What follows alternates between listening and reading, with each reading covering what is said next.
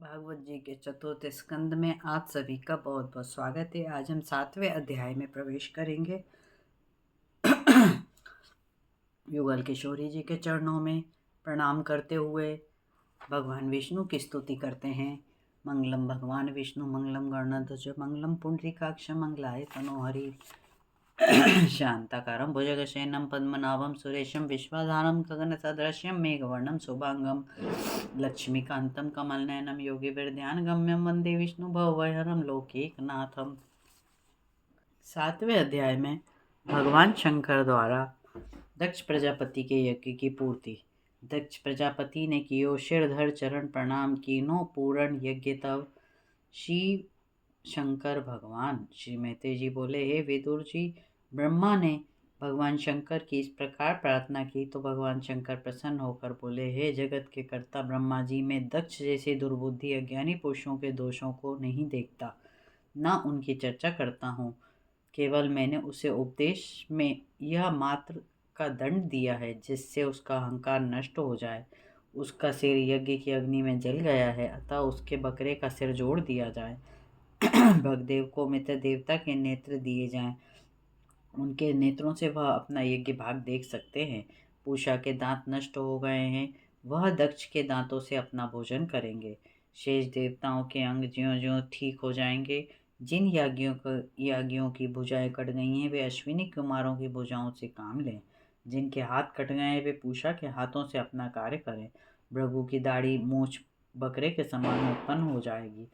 मैत्रेय जी बोले, हे विदुर जी, भगवान शंकर के ऐसे वचन सुनकर सब ऋषि प्रसन्न हुए। सब देवताओं ने भगवान शंकर से दक्ष के यज्ञ में पधारने का विनय किया। तब भगवान शंकर सब देवताओं और ब्रह्मा जी के साथ प्रजापति के यज्ञ में आए। भगवान शंकर ने अपने कथानुसार यज्ञ पशु बकरे का सिर दक्ष प्रजापति के लगाकर जोड़ दिया। दक्ष जी इस प्रकार बैठ गए मानो सोकर जगे हों। उन्होंने गदगद कंठ से भगवान शंकर की स्तुति की। अपने पुत्री का स्मरण हो जाने पर उनके नेत्रों से अश्रु बहने लगे। दक्ष बोले, हे जगतपते, मैं आपका अपराधी हूँ। आपने मुझे उत्तम मार्ग पर लाने के लिए दंड रूपी उपदेश किया है। हे प्रभु, आप तो पापियों को भी नहीं त्यागते, फिर मुझ जैसे उत्तम कर्म करने वाले कैसे त्याग सकते हैं। आप ही ब्रह्म रूप तत्व ज्ञान देने वाले हैं। आप ही रुद्र होकर संहार करते हैं। मेरी प्रवृत्ति केवल कर्म कांडों में ही होने के से मैं तत्व ज्ञान से अनभिज्ञ हूँ।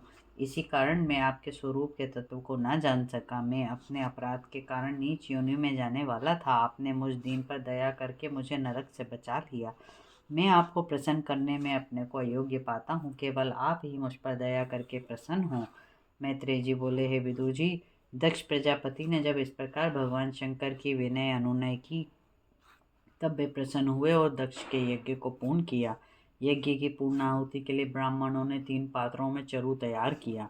दक्ष प्रजापति ने ज्यों ही शुद्ध चित्त से भगवान यज्ञ पुरुष का ध्यान किया त्यों ही भगवान प्रकट हो गए। उनकी कांति अनेक सूर्यों के समान थी। वे गरुड़ पर सवार थे। उनका श्याम वर्ण था। अष्टभुजाएं, शंख चक्र गदा पद्म धारण किए हुए थे। वे दीप्यमान मुकुट सिर पर पहने हुए थे। उनकी श्री विग्रह की छटा अनुपम थी। पार्षदगण सफेद दूध के फेन के समान चरण ढुला रहे थे तथा श्वेत छत्र शोभायमान था। भगवान के पधारने पर ब्रह्मा, शिव, दक्ष प्रजापति, इंद्रादि देवताओं ने प्रार्थना करना आरंभ किया।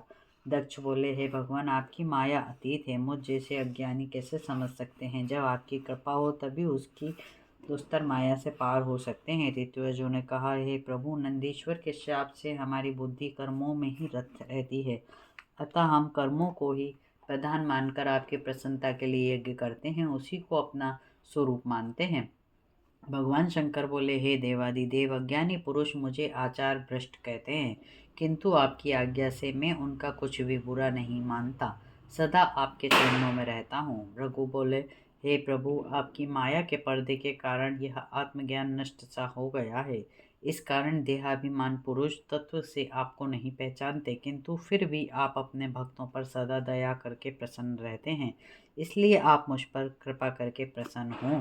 ब्रह्मा जी बोले, हे प्रभु, इन द्विजों के द्वारा पुरुष पदार्थों को अलग अलग रूप में देखते हैं। यह पदार्थ वास्तव में आपका स्वरूप है।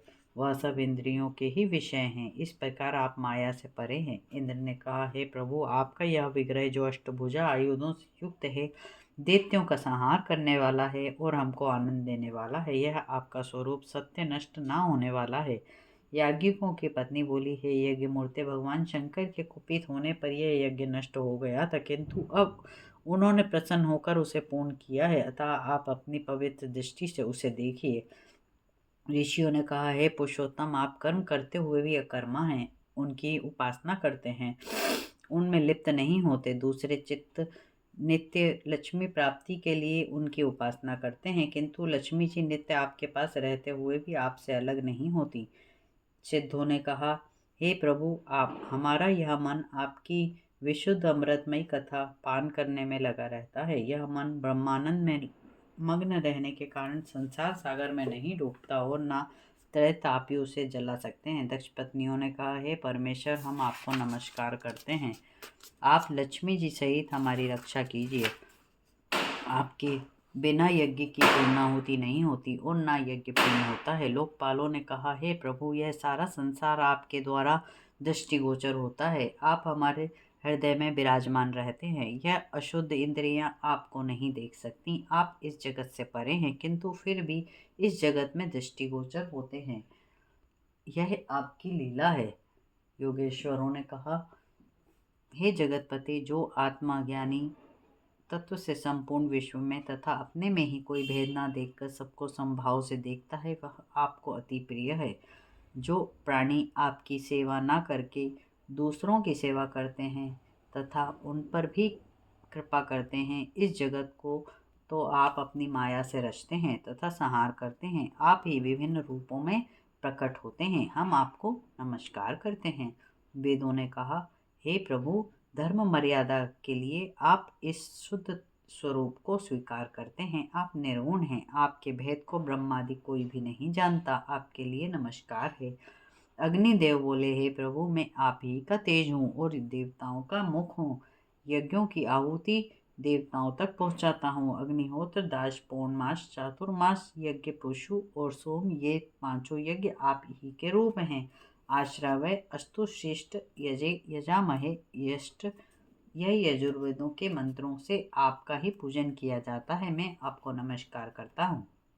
देवताओं ने कहा, है भगवान, आप सृष्टि के आदि में उत्पन्न हुए तथा कल्प के अंत में आपने प्रलय करके संपूर्ण सृष्टि को अपने में लीन करके क्षीर सागर में शयन किया था। हे प्रभु, महलोक में रहने वाले सिद्धगण जो आपके भक्त हैं, वे ही भक्तों की रक्षा करते हैं। गंधर्वों ने कहा, हे देवता, यदि आपके अंश हैं, हम आपको प्रणाम करते हैं। विद्याधर बोले, हे देव, यह जीव मनुष्य देव प्राप्त करके देहाभिमान के कारण मैं और मेरे पंथ का अभिमान कर बैठता है और यह दुर्बुद्धि विषयों में लिप्त रहता है।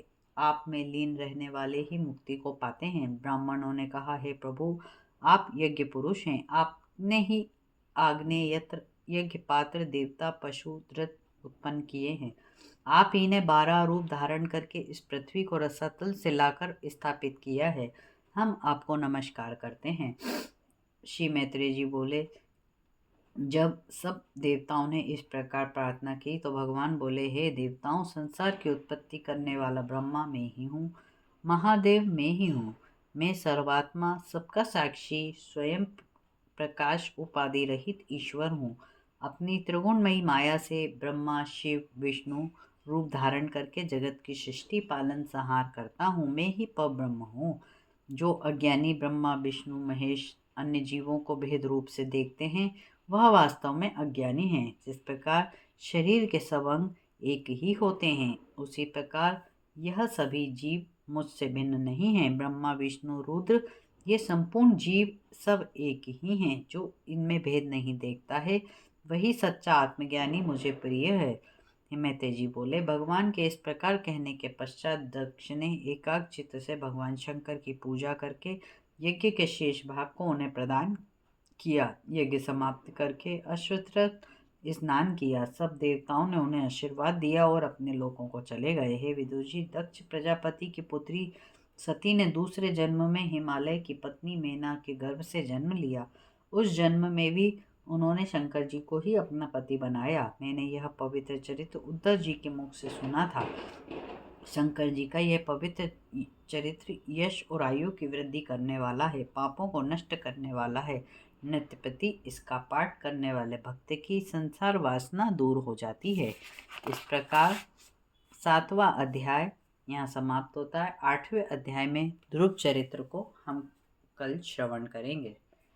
कर्पूरगौरं करुणावतारं संसारसारं भुजगेन्द्रहारं सदा वसन्तं हृदयारविन्दे भवं भवानी सहितं नमामि। ओम नमो भगवते वासुदेवाय नमः। सर्वमंगलमांगल्ये शिवे सर्वासाधिके शरण्ये त्र्यंबके गौरी नारायणी नमोस्तुते।